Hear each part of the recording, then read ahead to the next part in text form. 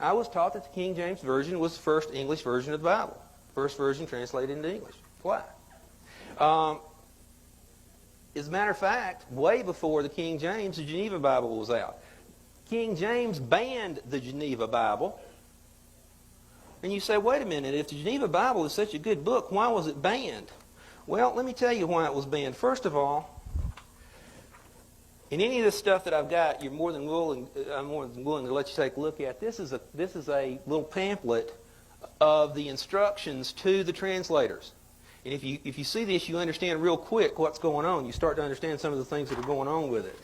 And part of the thing is, let me just give you one quote out of the Geneva of 1591.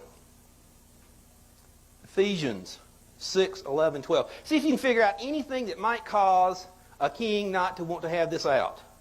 Put on the whole armor of God, that ye may abide to stand against the assaults of the devil.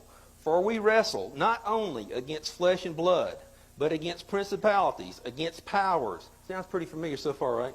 And against worldly governors, who are the princes of darkness of this world, against spiritual wickedness which are in the high places. Now that basically says the governments are all evil. Can you understand why they would want to get rid of something like that?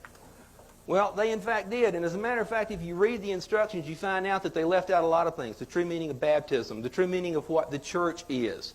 And the reason why they did it is they wanted to be able to control the people.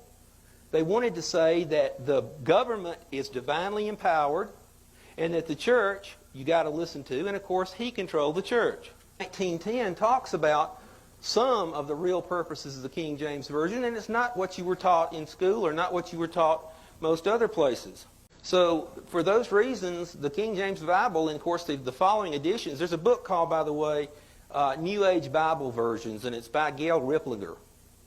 And it talks about 65,000 plus changes in the King James versions to some of the New Age versions. There's 20,000 changes from the Geneva to the King James. So you kind of get the idea that they're trying to change everything around so it means something totally different than what it originally meant. Let's talk about the pre-Revolutionary War.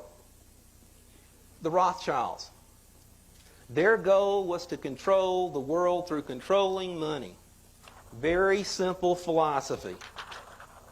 I don't care who the government is. Let me control the money and I will control the country. And they did exactly just that. Their plan was to finance both sides of the wars. They did that. They took over the Bank of England by financing the Napoleonic Wars and deciding who was going to win. They financed both sides of the war between the states. They financed both sides of most wars.